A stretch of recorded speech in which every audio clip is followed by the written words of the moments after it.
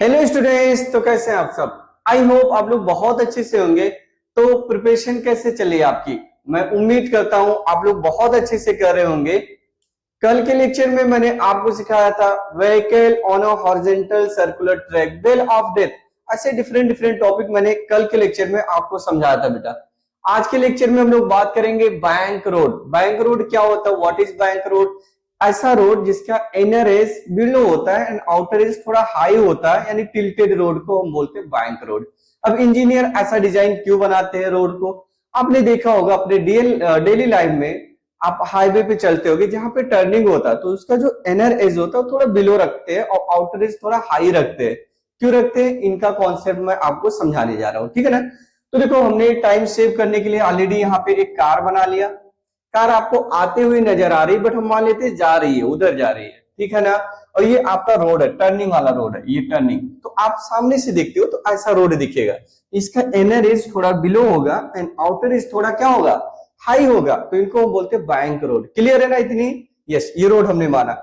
अब suppose that car का जो मास है कितना मानेंगे, एम मान लो। मास कितना बेटा, एम। तो अगर इसका मास हम मान लेते एम है तो एम की वजह से जो वेट होता ऑलवेज किधर होता है, डाउनवर्ड। क्या बोलेंगे बच्चों, इतना तो बेसिक नॉलेज पता है ना।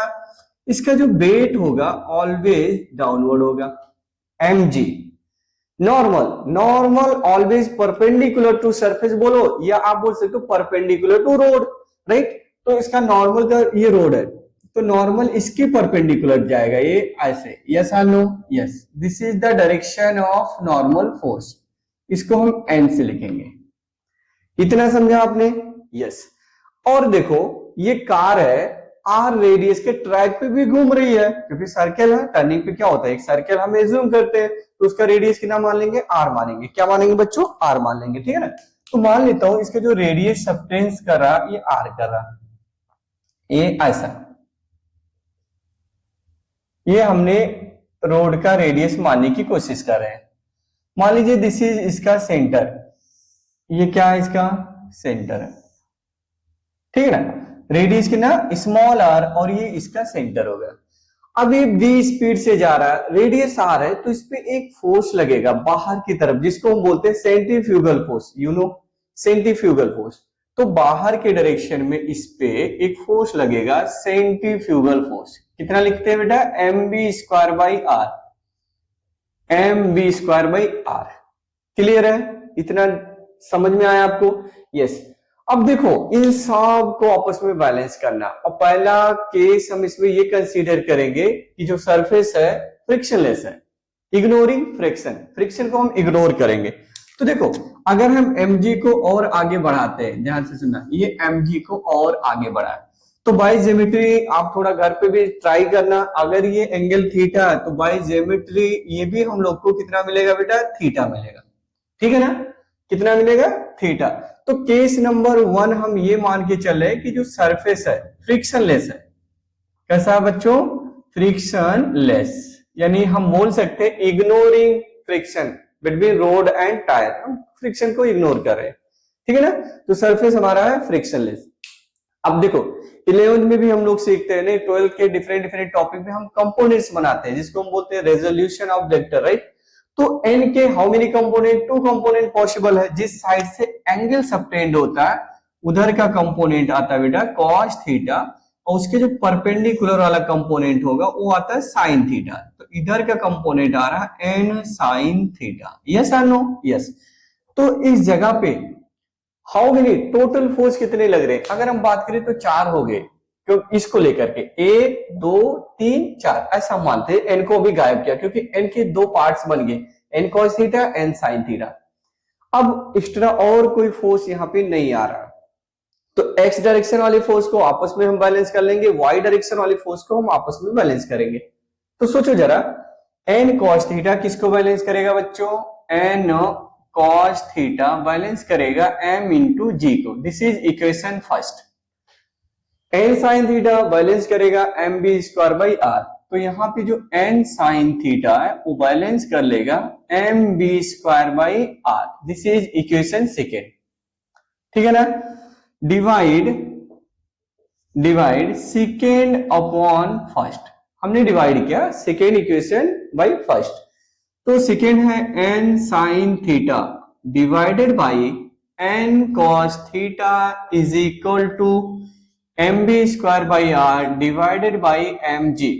इधर से n एंड n कैंसिल हो जाएगा एंड m एंड m इधर से कैंसिल हो रहा, तो sine upon cos you know tan theta, sine upon cos tan theta होता है, आई थिंक सबको पता होगा आप लोग को। इधर में क्या बचा बेटा, b square upon R G. ठीक, तो b इज इक्वल टू, आप इनको भी सर्कल कर सकते हो राइट। अब यहाँ पे b को सब्जेक्ट बनाओगे तो ये आ जाएगा under root R G tan theta. क्या लिखेंगे बच्चों, R G tan theta. Yes or no, yes. अब देखो इसमें हम थोड़ा सा डिस्कस कर सकते हैं। अगर हम लोग बात करें यहाँ पे कि इसकी मोस्ट सेफ स्पीड क्या है, मोस्ट सेफ वो जिससे सेफ रह सकता है, तो उसकी जो मैक्सिमम स्पीड है इतने होनी चाहिए। इससे ज्यादा हुआ तो 100% वो खाई में चला जाएगा। आपने देखते होंगे जब किसी पहाड़ों पे जाते हैं, लोनावला साइड या खंडाला साइड जाते हैं, तो आप पहाड़ों पे चढ़ते हैं तो टर्निंग पे आप देखते होंगे बड़ी बड़ी खाई होती है। अगर स्पीड कंट्रोल में नहीं हुई तो आप बाहर चले जाओगे। आप देखो ना, बी किस पे डिपेंड कर रहा, आर पे। अगर आपका आर कम है और स्पीड ज्यादा है तो डिसबैलेंस यानी एंगल आपको ज्यादा करना पड़ेगा बैलेंस करने के लिए, राइट।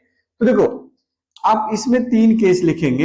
एक लिखेंगे मोस्ट सेफ स्पीड, मोस्ट लिख लेना आप, मोस्ट सेफ स्पीड। तो अगर मोस्ट सेफ स्पीड है तो बी मैक्सिमम कितनी होनी चाहिए, under root R G tan theta. दूसरी चीज है इसमें आता बैंक एंगल। क्या आएगा बच्चों, बैंक एंगल। तो बैंक एंगल तो यहां से डायरेक्ट निकलेगा, थीटा को सब्जेक्ट बनाओगे तो टेन उधर जाएगा, उधर जाता है तो इनवर्स में लिखते हैं बच्चों। तो थीटा इज इक्वल टू लिखेंगे tan inverse B square by R G. ठीक है ना। तो अगर एग्जाम में आता बैंक एंगल तो बैंक एंगल लिखोगे theta is equal to tan inverse B square upon R G. Clear है, यस। एक और इसमें पॉइंट आता है जिसको हम बोलते हैं स्पीड लिमिट। क्या बोलते हैं, स्पीड लिमिट। स्पीड लिमिट भी इसी के इक्वल हम लिख देंगे under root R G tan theta. Speed limit v is equal to under root R G tan theta. अब जब भी हाईवे पे या किसी रोड पे चलते हो तो वहां पे एक नोटिस लगी होती, speed limit 60 kilometre per hour, 40 kilometre per hour, ऐसा एक इंडिकेटर लगा होता है। इससे ज्यादा आप करेंगे तो आपको फाइन लगेगी, समझा ना। तो वहां पे जरूरी भी है हम सेफ रहते हैं अपने आप में, राइट। तो उस चीज को ध्यान देना, स्पीड लिमिट कितना होगा under root R G tan theta, और बैंक एंगल होता है theta is equal to tan inverse B square upon R G. I hope आपको ये समझ में आया। अभी हम क्या करें, सरफेस को फ्रिक्शनलेस मान रहे, इग्नोर कर रहे हैं फ्रिक्शन को, बट ऐसा तो है नहीं, होगा फ्रिक्शन आएगा तो दूसरे केस में हम मानते हैं, राइट। तो ये नोट कर लो अच्छे से, हम सेकेंड केस के लिए बात करेंगे, ठीक है ना। तो लिखोगे सेकेंड केस में, केस नंबर 2, केस टू में दो चीजें हम बात करेंगे। 3 केस मान सकते हैं, अपर स्पीड लिमिट होता और एक लोअर स्पीड लिमिट।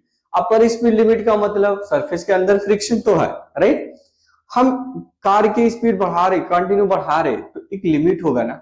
आप एक ज्यादा लिमिट से करोगे तो 100% खाई में, गड्ढे में जाके गिरोगे, ठीक है ना। तो देखो इसमें हम बात करेंगे सबसे पहले lower speed limit, lower speed limit. क्या बात किया बच्चों, लोअर स्पीड लिमिट। दूसरा भी हम करेंगे अपर स्पीड लिमिट। तो सबसे पहले हम देखते हैं लोअर स्पीड लिमिट में क्या कंडीशन है, ठीक है ना। देखो टर्निंग पे हो आप और रोड ऐसा टिल्टेड बैंक है, आप अपने कार की स्पीड धीरे धीरे स्लो डाउन कर रहे हो। तो जब स्लो डाउन करोगे, जो mg है, mg का जो mg साइन थीटा वाला कंपोनेंट है, वो कार को स्लिप कराने की कोशिश करेगा, इधर स्लिप कराएगा, तो फ्रिक्शन इसको रोकने के लिए आएगा। फ्रिक्शन अगर स्लिप इधर करना चाह रहा तो फ्रिक्शन इसके ऊपर जाएगा। फ्रिक्शन किधर जाएगा, ऊपर जाएगा। जैसे सपोज दैट ये डस्टर है हमारे पास, राइट। जब ये डस्टर है, सपोज दैट ये रोड पे कार ऐसे स्लो डाउन हो रही है तो नीचे ही तो आ रही है, तो फ्रिक्शन किधर जाएगा बच्चों, ऊपर की तरफ जा रही है। किसकी तरफ जा रही है, ऊपर। तो रोड और टायर के बीच जो फ्रिक्शन है, फ्रिक्शन किधर जा रही है हमारा, ऊपर की तरफ जाएगी, किधर जाएगी, ऊपर की तरफ, इधर। और इसको हम लोग लिखेंगे एफ एस। एफ एस का मतलब static force of friction. F S क्या होता है, static force of friction. Yes, ठीक है। अब देखो बाय ज्योमेट्री अगर ये थीटा है तो ये भी एंगल थीटा होगा, ये आपको देख के भी लग रहा होगा, थीटा ये है तो भी थीटा होगा। यहाँ पे क्या करेंगे हम लोग, एफ एस के भी टू कंपोनेंट्स बनाएंगे। कितने कंपोनेंट्स, टू कंपोनेंट्स। एक इस साइड में आ जाएगा, जिस साइड से एंगल बनता है उधर कॉस आता है बेटा, तो इधर आ जाएगा एफ एस कॉस थीटा, और इसके परपेंडिकुलर वाला कंपोनेंट आएगा एफ एस साइन थीटा। ये बात समझ में आया, यस। फिर वही काम करना है जो पहले ऑलरेडी हम करके आ रहे हैं कि वाई डायरेक्शन वाला फोर्स आपस में बैलेंस कर लेंगे एंड एक्स डायरेक्शन वाला फोर्स हम उसको आपस में बैलेंस करेंगे। तो देखो चलो अब आप लोग भी दिमाग लगाइए, यहाँ पे आप लोग ही करोगे, मैक्सिमम चीजें आप करोगे, एक्टिव रहिए, थोड़ा कंसंट्रेशन बनाए रखेंगे, 100% सारे टॉपिक क्लियर हो जाएंगे आपके, ठीक है ना। चलो ट्राई करते हैं। देखो यहाँ पे अगर हम लोग बात करें, यहां से स्पेस हम यूज करने की कोशिश करेंगे ताकि पूरा हम यूज कर ले, राइट। देखो अपवर्ड डायरेक्शन में दो फोर्स है, N cos theta F S sine theta is equal to downward force किधर है, एम जी है, तो इसको बैलेंस करेगा, यानी आपका एन कॉस थीटा और plus F S sine theta is equal to M G, right. But एक काम करो, थोड़ा स्टेप बचेगा हमारा, सिंस हमें आपको पता है कि जो एफ एस होता है वो होता है म्यू एस एन के इक्वल। स्पीड लिमिट जो लिमिटिंग फ्रिक्शन होता है हम लिखते हैं ना, F S is equal to mu S N, यहां पे आप पुट कर लो। तो N cos theta plus F S की जगह पे क्या पुट करेंगे बेटा, mu S N sine theta is equal to M G. N यहां से कॉमन है तो एन को कॉमन ले लोगे तो बचेगा क्या, N cos theta plus mu S sine theta is equal to M G. This is equation 1, इसको 1 मान लो आप, ठीक ना, क्लियर, ओके। एक्स डायरेक्शन में आप देखो तो इस डायरेक्शन में दो लोग है, M B square by R भी है, एफ इज कॉस थीटा भी है, और इस साइड में अपना क्या है, एन साइन थीटा। तो देखते हैं एन कॉस थीटा मतलब एन साइन थीटा आपका बैलेंस कर लेगा किसको, एफ एस कॉस थीटा और प्लस के M B square by R. F S को इधर ले आओ तो एन साइन थीटा माइनस होगा, बिकॉज जब हम ट्रांसपोज करते हैं तो साइन चेंज होता है, प्लस का माइनस, माइनस का प्लस हो जाता है, इतना तो बेसिक हमें पता है, राइट। तो एफ एस इधर आ रहा तो माइनस क्या आप लिखोगे, एफ एस कॉस थीटा, क्या लिखेंगे बच्चों, F S cos theta is equal to M B square by R. Yes, वापस के हम क्या करेंगे, एफ एस की जगह पे पुट करेंगे, तो देखो N sine theta minus F S की जगह पे वापस लिखेंगे mu S N into cos theta is equal to M B square by R. N वापस की कॉमन लेंगे तो एन कॉमन ले लिया, sine theta minus mu S cos theta is equal to M B square by R. This is second equation. क्या मिला, second equation मिला। वापस के हम क्या करेंगे, यहाँ पे divide second upon first, second upon first we get, देखो सेकेंड अपॉन फर्स्ट, पहले इसको ऊपर रखो न्यूमरेटर में, एन ब्रैकेट में sine theta minus mu S cos theta divided by, left side में पहले देखो आप, राइट, लेफ्ट साइड की क्वांटिटी ये थी, ऐसे इसमें लेफ्ट साइड की है, एन ब्रैकेट में आएगा यहाँ पे कॉस थीटा और प्लस के mu S sine theta is equal to M B square by R divided by M into G, right. इतना समझा ना, यस। अब मुझे बताओ, बहुत सारी क्वांटिटी कैंसिल हो रही, इधर से एन और एन कैंसिल हो गया, इधर से एम और एम कैंसिल हो गया, तो फाइनली हमारा क्या मिल रहा है यहाँ पे, sign theta minus mu S cos theta divided by cos theta plus mu S sine theta, इसको हम ब्रैकेट में यूज करते हैं, राइट। अब इस साइड में आप देख पा रहे होंगे इधर बचा v square, r into g हो जाएगा, इधर r into g, r r into g cross multiply करोगे तो v square is equal to r into g bracket में sine theta minus mu S cos theta divided by cos theta plus mu S sine theta. Yes, अभी आपको पता है जब भी square हम हटाएंगे तो उस साइड में रूट लगाएंगे, स्क्वायर हटाएंगे रूट लगाएंगे, तो अंडर रूट कितना आ रहा बच्चों, आर जी ब्रैकेट में sine theta minus mu S cos theta upon cos theta plus के म्यू एस साइन थीटा। देखो कितना आसान फार्मूला आ गया। ये फार्मूला हम लोग को मिला साइन एंड कॉस के टर्म में, बहुत सारे बुक में आपको टेन थीटा के फॉर्म में मिलता, तो इसी को और करके लिख लो आप लोग। तो b is equal to under root क्या लिखेंगे, r इंटू जी। चलो देखो, अगर हम न्यूमरेटर एंड डिनोमिनेटर में डिवाइड कर ले कॉस थीटा से, divide numerator and denominator by cos theta, cos theta से जब आप डिवाइड करोगे तो देखो साइन अपॉन कॉस क्या बनता है बच्चों, tan theta. Yes, minus cos upon cos cancel होगा तो बचेगा क्या, mu S upon cos upon cos cancel होके 1 बचेगा plus mu S into tan theta.